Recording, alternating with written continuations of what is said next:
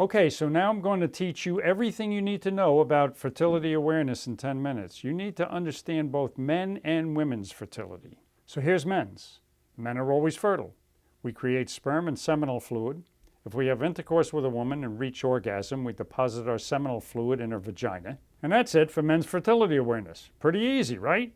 Now women's fertility awareness. Big difference. A woman's reproductive system is so incredibly complex. The woman's reproductive system is studied by observing charts of her menstrual cycle, and these charts can be so complex as to be stupefying. So men ask, why do I have to know about her cycle? She has to know about it, not me.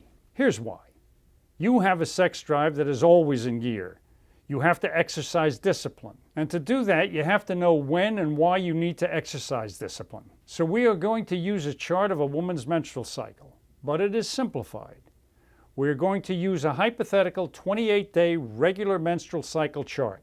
Let me first caution that this is a chart used for training in fertility awareness, and it should not be used for natural family planning.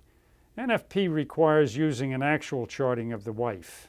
So let's go to our menstrual cycle chart. So we are going to identify the rows in this chart, and you will see that on the top row we have 3 phases: pre-ovulation phase, the ovulation phase, and then we have post-ovulation phase. And you will notice that in the ovulation phase, we target the peak day, about which I will say more. These are simplified phases. The medical phases are a lot more complicated and they are difficult to remember. The next line is a line of consecutive numbers from 1 through 28, and then one additional one which indicates the beginning of the next cycle. So these are simply the days of the 28-day regular cycle. Next, we have colored boxes. These are filled in by the woman on a daily basis. The reds indicate the menstruation days, which are at the beginning of the menstrual cycle, and then there are 3 dry days, which are signified by the green boxes. Then there are 5 white boxes, which have babies in them, and day number 15 is yellow, but it has a baby in it also, and these indicate that there is a high rate of fertility in these days. Then those days are followed by day 16 and 17 yellow boxes, which are days which could also be fertile, and then 11 more days of post-ovulation phase, which are indicated by green, indicating infertile days. Now the next row is an indication of the sensations that women can feel on these various days. The heavy bleeding is the first 2 days, and then that's followed usually by 2 days of modest bleeding. And then there is 1 or 2 days of very light bleeding. Women just sense whether they are dry or wet.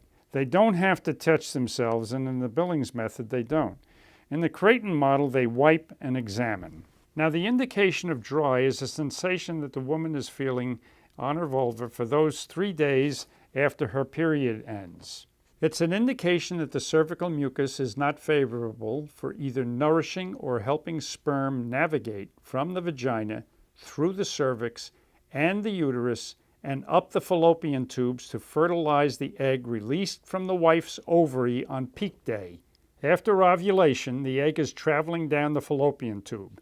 Fertilization, that is conception, usually takes place in the fallopian tube about 7 or 8 days before implantation in the uterus. When the sensation of cervical mucus turns to wet, those are indications that it is optimal for the sperm to be able to seek out the egg for fertilization.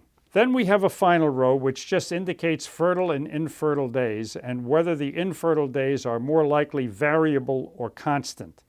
So we can see that the fertile days are in the ovulation phase. Now let's concentrate on peak day. The wife cannot get pregnant until she releases a ripe egg from her ovary. Does that mean she can only become pregnant if she has sex on the day she ovulates or at some time thereafter? No. Why not? Well, because the sperm can remain alive in favorable mucus for a period of 5, even 6 days prior to ovulation. So that means that intercourse 5 to 6 days before ovulation can result in fertilization and conception and pregnancy 5 days later. Well, you might ask, if she releases an egg on peak day, isn't she likely to get pregnant for several days or a week after that time? The answer is no. Why not? And the answer to that is because the egg only lives for 12 to 24 hours. unless it is fertilized and conception occurs. So how do you know peak day has occurred? Well, there are two ways. One is retrospective, by the woman checking on the sensation of her cervical mucus. If it's dry for 2 consecutive days after she ovulates, it's an indication that she is either pregnant or the egg has died, and she will not become pregnant until the next peak day.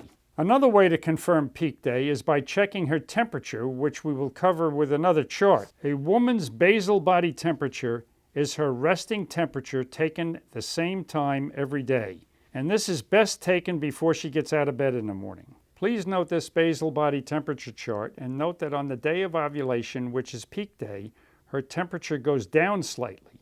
But after ovulation, there is a sharp increase, referred to as the thermal shift.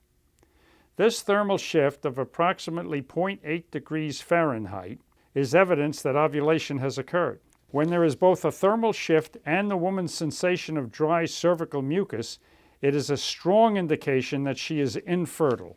We will mention the levels of one hormone. It is the luteinizing hormone, or LH levels. When the woman's level of luteinizing hormone, LH, starts to rise, it can help predict when ovulation will occur, and then confirm that ovulation has occurred. Ovulation means that the woman's ovary has released a mature egg. LH levels are low for most of the cycle, but around the middle, when an egg reaches a certain size in the ovary, the LH levels become very high. This is called the LH surge.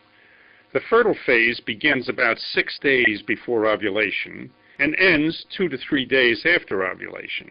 The phase is accompanied by cervical mucus, which is wet or stretchy by sensation or observation. Ovulation usually occurs at or near the peak of LH levels. The LH level can be measured by blood test or by measuring the LH level in urine. Ovulation predictor kits contain at-home tests that measure the LH levels in the urine. These kits often make use of computers to measure the LH level. There is at least one kit that has a free phone app that measures LH levels. Monitoring LH levels is one additional test to help the couple determine the fertile and infertile days. You'll note the similarity of the LH curve with the basal body temperature curve. That's what you need to know as a Catholic man about your wife's fertile and infertile days. Save this and refer to it. Men have difficulty remembering fertility awareness.